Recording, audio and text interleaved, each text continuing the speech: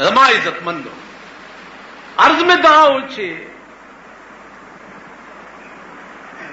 درې څلور ورځې زما متعلق یو افوا شوه.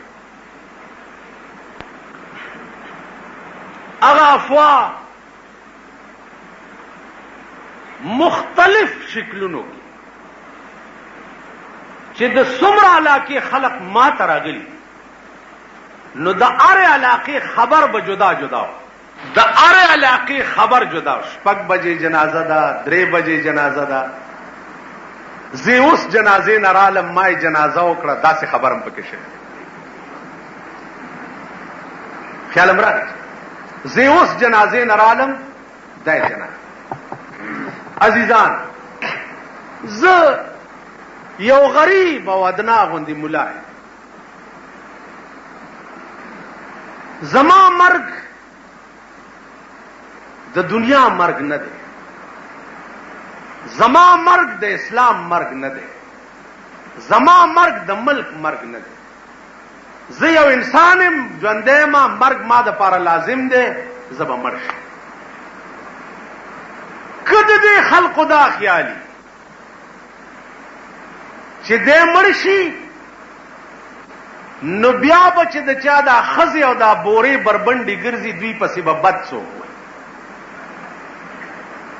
دې دلګانو ته به بل بجلیګر خدای پیدا کوي او دوی به پرېږدي. نه، که د دوی دا خیالي چې زمونږ د ښځو پسې د جشن خیبر ډرامې به بیا څوک نه کوي چې دی مړ شي، په خدای قسم ما نه به زیات لیونی پیدا شي او هغه به ورځي. دا نسبتونه ما چې تاسو ته ووي په دې 14 سنې یقین او ایمان لرئ چې د پیغمبر په مرګ دین ختم نشو نو د بجلیګر مولا په مرګ دین نه ختم. د بجلیګر مولا په مرګ باندې حق ویل چې دی هغه نه ختمي.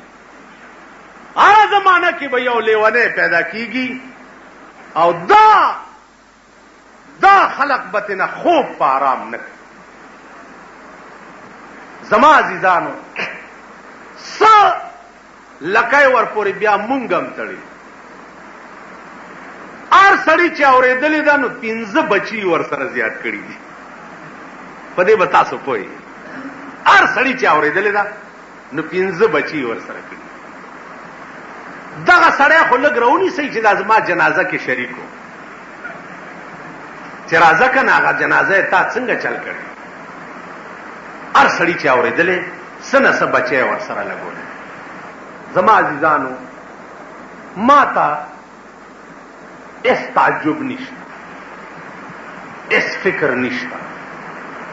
زما مرګ لازم دی، زه به یو ځل مړ کېږم. نوشیروان بادشاہ ته یو سړی راغی، مبارک شه ستا فلانی دشمن مړ.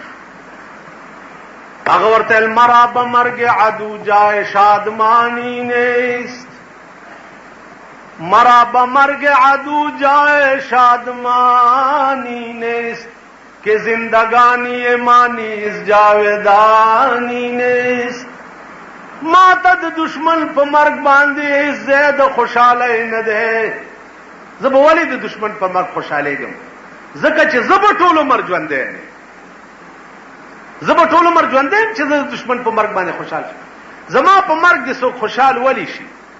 که ده ته اطلاع د اسمان نه راغلي چې ته به نه مړ کېږې نو بس بیا ټیک ده، زما په مرګ دې خوشحال شي. عزیزانو، دا یو شرارتو یو شیطانت او ما ته زیات افسوس چې دی په دې نه دی چې زه مړ یم، زه به مړ کېږم یو ورځ. ډېر افسوس ما ته د احباو، متعلقینو، دوستانو په تکلیف. د مردان الله بندگان کوم سړی مزاج دا پکار چې یو سړی یو خبره ووري او پی چپ شي او لغوندې تکلیف په ځان تیر کړي او منزل مقصود ته ځان ورسوي چې دا خبره رښتیا ده که غلط. او بس یو تلی بل ته ویلي، بل تلی بل ته ویلي، بل تلی بل ته، ښځې او نر او واړه او زاړه ټوله صوبه یې د خدای په عظیم قهر ګرفت. نن بیا کراچۍ او لاهور نم شروع شو. ټلیفونونه دي، یو بد حال دا دومره عظیم فساد چې چا جوړ ک، دا د پټیالي سیکان نو، دا هندوان نو، دا روسیان نو، دا یهود نو، دا د صوبه سرحد مسلمانان. دا دومره عظیم فساد چې چا جوړ ک، دا لا اله الا الله ویلو والاو، رسول الله منلو والاو، قرآن او خدای منلو والاو، چا چې ټول ملک د خدای په عظیم قهر گرفتار کړ. ما ته څه مشکلات پیدا کړ او د خدای دی مخلوق ته څه مشکلات. او یو مولانا صاحب راغی ویل لا غرق شو، څه چلو شو؟ ویل ما سره له کور ته لاړ شه. هغه سره موټر کې کېناستم چې کور ته لاړم، ښځه یې ویر کوي، لوڼه یې ویر کوي، خواښ یې ویر کوي. ویل دې ټولو راته وی چې ته پرون ټوله ورځ نه وې، د هغه جنازه کې وي، مونږ ته دې حل ولې نه دی ویلی؟ والله که کور در سره وو، ستا دا لار او زمونږ دا لار. دا واقعات هم پکې پیښ شو. زما عزیزانو، دا اجیان، صوفیان، علما، طالبان، نیکان، اوس په مولا چې خفه کېږي خو نیکي که نه، ښه سړی د مولا چې دشمني داسې ابلیس شیطاني لکه دا پراپیګنډه یې چې کړی. نو عزیزانو، دا خلقو اجر دې په خدای وي. ما سره د دې هېڅ عوض نشته او نه را سره د دې څه اجر شته. الله پاک دې دغه ټولو ته ډېر لوی اجر ورکړي. زه څه شیم چې په ما ښځو جړلي دي یا په ما سړو جړلي دي، دا د دې د نیکۍ او د دیندارۍ علامه وه. باقی خلق کوشش کوي که څه انکشاف هم وشو چې دا واقعه ولې شوې ده او دا شر څنګه شو.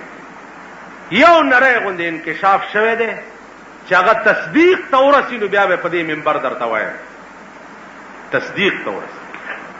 ځکه چې هغې کې یو سرکاري سړی و چې هغه نه به غریبان تنګ و، غریبان، او ما ته د ډزو سپی جوړ کړی.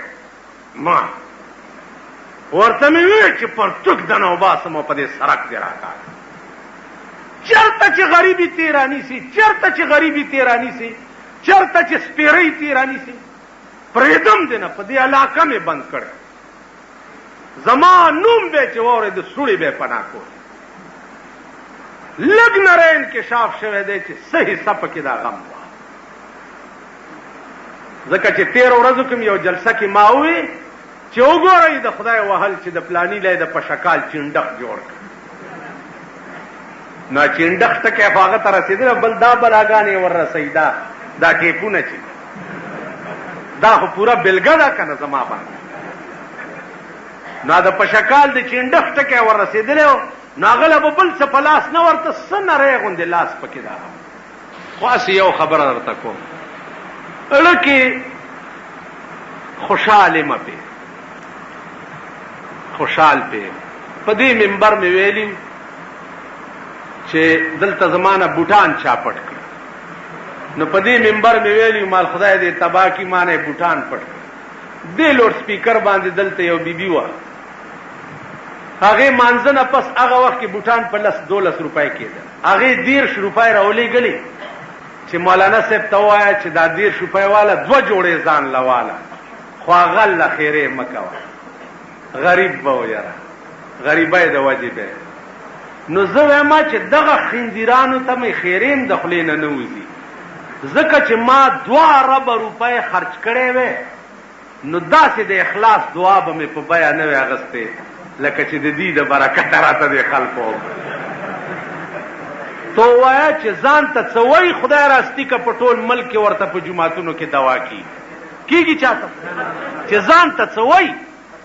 او بیا چې کومه دوا دوی کړې ده، په خدای قسم چې اصلي اسلام هم دغه، اصلي دوا هم دغه لګي چې زړه له درد ورسي او د اخلاص دعا وشي. ټولو مړو ته چې زه او تاسو کومې دواګانې کوو، زباني جمع خرچي، خدای دې وبخي، به د دې ژبې اواز یې دړه نه او ما ته دړه دعاګانې شي. الله دې هغه خلق چې چا دا ټول ملک په عذاب کې گرفتار کړی دی، خدای دې ورته هدایت. او ما د طرف نم دعا دا ورته چې الله دې هدایت کاغه تباشي بچی تباشي مال به پلاس تراشي خدای دې ورته هدایت وکړي خدای دې زمونږ جبې ټیک عزیزانو دا تاسو ته اپیل کوم پر ورولای چې ان جاءکم فاسق بنبأ فتبین خدای پاک وایي چې یو فاسق درته یو گواہی راوړي نو خو تحقیق پکې کوي یو خبره چې واوري بل ته قطعا ترغه پورې مکوي چې ترسو پورې مقصد تم په خپل ځان نه رسوله او ځانم په دې پوي کړي دا یو دغه ملک اور د دې وجه بلشه چې یو بل سره غوګونه او جنگید او یو نه بل خبر او بل نه بل خبر او بل نه بل خبر دا اور د دې وجه لګیدل باقی زما ځان دې عزیزانو ډیرو خلقو ماتوي چې دا بس سازش وي او سپلانې وي او ساجدا وي کنه جی او ته ځان سره سو ګرځاوا څنګه سو ګرځاوا چې یو ټوپک والا ګرځاوا باقی زمایس دشمنی چا سره نشته په دې ملک کې مې که دشمنی وي نو هغه د حکومت سره ده حکومت سره مې په ذاتیاتو دشمنی نه ده حکومت سره مې په دې دشمنی ده چې د خدای دین سره ټوکې مکوي نو عزیزانو ستاسو د دعاګانو او د دې مینې برکت ته چې تر اوسه پورې خدای پاک بچ ساتلې دا ستاسو دعا باقی جبا خدای را کړی دا خدای به بندي ژوند خدای را کړی دی خدای به اخلي عزیزانو د بے غیرتۍ مرګ دی الله چاتم نه ور کوي نه دې ما ترا کوي او نه دې خدای تاسو ته همیشه مرګ چې دی ا د غیرت پکاري چې زه حق وایم او زه مرشم نو زه خدای نه نور غواړم څه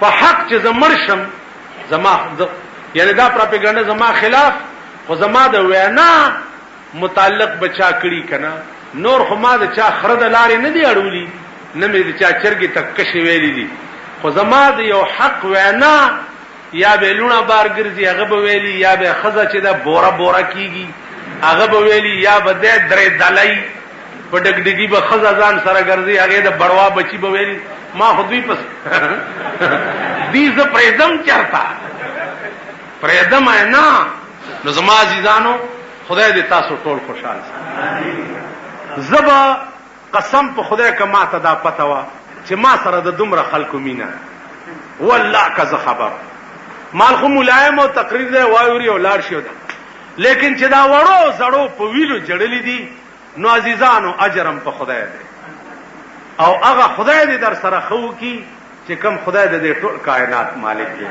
زه غریب او ګناګار روسیا او شرمسار بزد دې څه عوض یا څه بدل تاسو ته درکړم نو خدای دې تاسو ټول خوشحال ساتي چې د څومره کلو او علاقو نه راغلي عزیزانو مانځنه پس تلو سره دا کوشش وکړي چې دا خبره ختم شي ځکه چې دا خلکو بالکل تسلی نه کیږي زه یو قسم د سکول نشم په ټوله صوبه په لپیټ نن کراچۍ او لاهور تم دا بلا ورسېدا نو زه ټول ملک نه ګرځېدای شم نه دورې کولای شم او دا ټیپونه مې پونه کوشش وکړي چې ځان سره یو سي دا ورته وغوي چې دا خلکو ته آرام شي او سکون شي ما ته دا ایمان دی چې په خپل مړو بچا دومره خفګان نه کړي لکه زما د مرګ دا بتا صلاح ناصر خان اسلامی کیسٹ ہاؤس بیرون کچہری گیٹ اشرف روڈ سرائے فقیر خان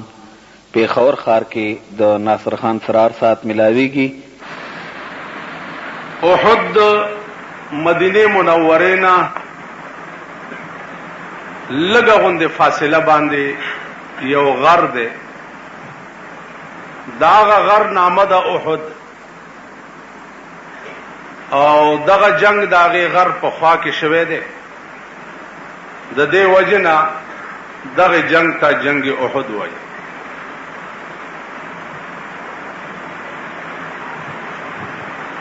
په دې جنگ کې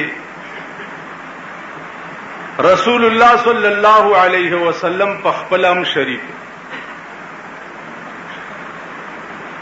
او ډېر لوی لوی اکابر صحابه چې دي هغه هم پکې شریک.